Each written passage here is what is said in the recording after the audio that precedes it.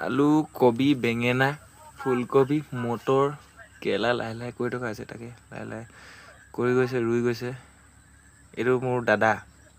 এইপিনে মমাই আহিছে। তাকে এটাই ভয়, বেচেৰাটো ইমান কষ্টকে লাগি থাকে। তাকে মাঘৰ বিহুত যাতে কোনো উঠাই নিদিয়ে আৰু দেই। তাকে ভাবি ভাবি অকমান চিন্তা লাগিছে আৰু। যি হওক যি নহলেও দাদাই ইমান কষ্টকে কৰিছে যেতিয়া কোনো যাতে নকৰে।